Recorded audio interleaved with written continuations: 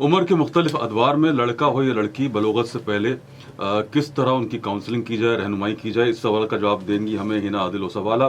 हमारे सेगमेंट परवरिश में हमारी मेहमान होती हैं, एनएलपी एंड हिप्नोसिस प्रैक्टिशनर हैं। किड्स काउंसलिंग ये मौजू हमारा है और आप सुन रहे हैं अपना कराची FM 107 कराची की आवाज़ और बल्ले बल्ले FM नेटवर्क। जी हिना, एक हमारे लिसनर हैं खान साहब, मतलब उनका नाम खान साहब है। उनकी भी कॉल आई थी और उन्होंने कहा कि वो जो डिप्रेशन वाली बात थी कि जब वालिदैन खुद डिप्रेस्ड होंगे तो किस तरह काउंसलिंग करेंगे।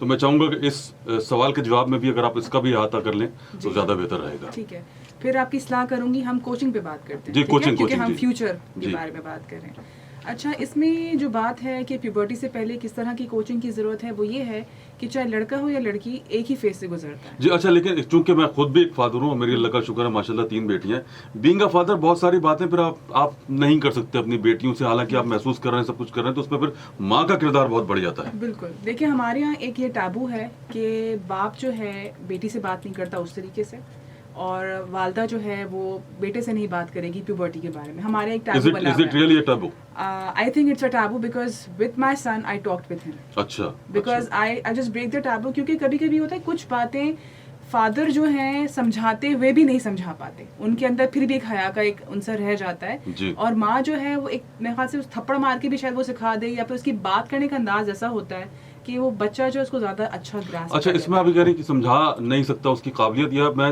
समझता हूँ कि रिलीजियस और कुछ सोशल वैल्यूज की वजह से ऐसा होता है। ठीक है, सोशल वैल्यूज की या family वजह से भी values। होता है, फैमिली वैल्यूज की वजह से। तो बॉन्ड एक Okay, होता है कि okay। अगर आपका बॉन्ड इतना स्ट्रांग है ना अपने बेटे से भी, जैसे बीइंग अ मदर, अगर मेरा बॉन्ड बहुत स्ट्रांग है बेटे से, तो मुझे एक हया का अंसर तो होगा जी, जी, कि जी। नजरें तो नीची होंगी, लेकिन आप वो बात कन्वे कर दोगे। अब मेरा तरीका, तरीका आप जैसे ना हिकमत विजडम के साथ आप कैसे जी वो जी बात जी करोगे। जी।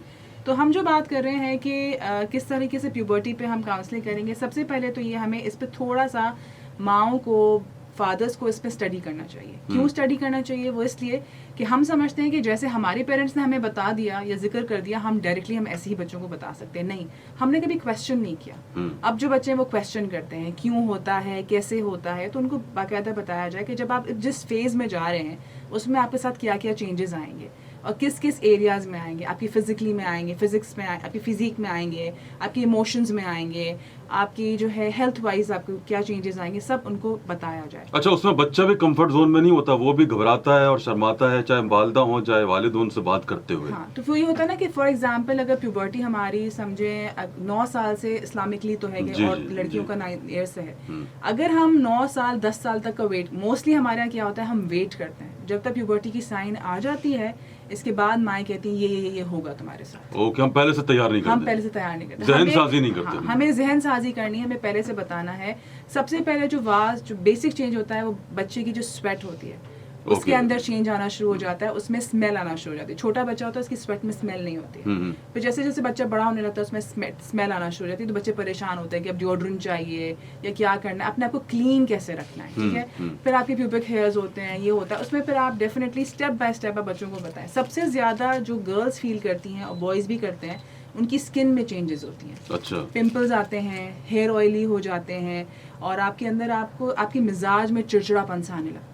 आपके अंदर जो एनर्जी होती है उसको बाहर निकालना इस तरह भी कैफियत रहती है। हाँ, वो भी रहती है, और आपकी एनर्जी को कहीं बाहर निकालना होता है। उसमें हम आए कहते हैं बच्चा चिड़चिड़ापन हो रहा है, उसको कहीं मज़ा नहीं आ रही, वो बैठ नहीं रहा, तो बेसिकली क्या करें, इसको इंगेज कर दें किसी चीज़ से जहाँ पे वो अपनी एनर्जी को आउट कर दे। अच्छा, मेरे ख्याल में यही फेज होता है, अगर इस दौर में, इस मरहले पर बच्चों की सही तरह से देखभाल, निगरानी, रहनुमाई ना की जाए तो बच्चा फिर बिगड़ भी सकता है, वो बल्कि वालिदैन के भी खिलाफ हो जाता है। ऐसे केसेस होते वालिदैन होंगे। के खिलाफ वो इसलिए होता है कि वो जिस कैफियत में, अगर आप समझें, वो इस कैफियत में है कि उसके अंदर एक नई चीज़ आ रही है। ठीक है ना, मोस्टली क्या होता है जब हम उसको पहले से तैयार नहीं करते, तो अब डेफिनेटली आप क्लास में जा रहे हो, आप कहीं इधर उधर जा रहे हो, तो आपके फ्रेंड्स होते हैं, वो फिर इस चीज़ को आपको अच्छे तरीके से नहीं बताते, वो आपको गलत तरीके से बताते हैं। और फिर हमारे पास ओपन हैंड है, फिर हम उन चीज़ों को दूसरी तरीके से देखना शुरू करते हैं। तो बच्चा क्या होता है कि वो माँ बाप जब तक बताना शुरू करते हैं, वो फुली इक्विप्ड हो जाता है कि मुझे पता है आपको बताने की जरूरत है। सही। अच्छा, इसमें ये ना एक बड़ा अहम सवाल ये है, हिना आदिल ओसावाला से हमारी बातचीत हो रही है, एनएलपी प्रैक्टिशनर है और हिप्नोसिस प्रैक्टिशनर है। किड्स काउंसलिंग के हवाले से, कोचिंग के हवाले से भी हम बात करें। हिना, इसमें एक सवाल ये आता है कि हमारे ज़माने में जो हमारी नस्ल थी, ठीक है, और हमारे वालिदैन की नस्ल थी, उसमें आप चाहे बलोगत भी हो जाए, बहुत सारी बातें आपको बहुत अरसे बाद जाके उनकी आगही होती थी। वो कहते हैं आगही का अजाब होना शुरू हो जाता था। अब तो टेक्नोलॉजी सेवी बच्चे हैं, ठीक है, इतनी सुरत के साथ, इतनी तेजी के साथ हर चीज़ इंफॉर्मेशन की भरमार है, फ्लो है कि आप बहुत सारी चीज़ें उस एज में जो आपको नहीं जानना चाहिए आप जान जाते हैं। ऐसे में क्या करें वालिदैन, किस तरह संभालें बच्चों को? ऐसे में ये करें कि टेक्नोलॉजी से पहले खुद दे दें। मैंने आपको कहा ना कि पहले से खुद तैयार कर दें कि टेक्नोलॉजी की तरफ वो जाए नहीं। एक बच्चा जब 8 साल 9 साल का है, क्योंकि आजकल जो बच्चे हैं 7, जैसे मैं पढ़ाती भी हूँ तो मुझे फील हो जाता है जो बच्चा 7-8 साल का भी है ना, उसके अंदर एक अजीब सी फीलिंग आना शुरू हो रही है, ठीक है ना। तो हम पहले उससे बात कर लें, उसको बता दें बैड टच क्या होता है, गुड टच क्या होता है। ये जरूरी है बताना। ये लाजमी है, जरूरी। अच्छा, ये अक्सर घरों में अभी भी नहीं बताया जाता। बिल्कुल। अभी हमारे यहाँ हम देखें, हमारे पास बहुत से केसेस आते हैं, क्योंकि मैं एडिक्शन पे भी काम करती हूँ, तो हमारे पास बहुत से ऐसे केसेस आते हैं जिसमें घर वाले ही विक्टिम बनाते हैं। अच्छा है ना, इसमें ये नहीं बात बिल्कुल सही है आपकी, घर वाले विक्टिम बनाते हैं, क्योंकि पॉइंट मेरे जहन में आया, नुक्ता मैं इस वक्त जानना चाहूंगा। ये जो गुड टच और बैड टच वाली बात है, ठीक है, विजुअली तो आप किसी तरह समझा देते हैं, लेकिन जैसे हम आवाज का मीडियम ऑफ कम्युनिकेशन है रेडियो, ठीक है, रेडियो पे क्या ऐसी सूरत हाल हो सकती है कि हम कुछ सेशंस गुड टच और बैड टच के ऊपर करें? क्या वो हम कर पाएंगे इस तरह? बिल्कुल कर सकते हैं। ठीक है, तो फिर इंशाल्लाह हम इसको प्लान करेंगे ताकि ये अभी आगही लोगों तक पहुंचे। जी, अपनी बात जारी कीजिए। अच्छा, तो मैं कह रही थी कि बच्चों को सबसे पहले आप गुड टच और बैड टच के बारे में बताएं, स्ट्रेंजर्स के बारे में बताएं कि आपकी मतलब स्ट्रेंजर्स से तो हमारा कितना डिस्टेंस होना चाहिए, लेकिन इसके बावजूद भी अगर आप भाई और बहन भी हैं तो आपका डिस्टेंस कितना होना चाहिए, दो बहनों का भी आपस में डिस्टेंस कितना होना चाहिए, कैसे आप बैठेंगी। सबसे पहले हम अपने आप को कैरी कैसे करेंगे, किस तरीके से कपड़े पहनेंगे, किस तरीके से हम बैठेंगे, बेसिकली ये चीज़ें अब हट चुकी हैं। और हमने क्यों हटाया? हम समझते हैं कि आज़ादी है, ये फ्रीडम है, हम जो है एलीट क्लास हैं और हम बहुत ज़्यादा मॉडर्न हो गए, हमने ये सब चीज़ें हटा दी। अच्छा, हमारी तरबियत में एक चीज़ थी ना जो मैं ज़रूरी तो समझता हूँ बताना।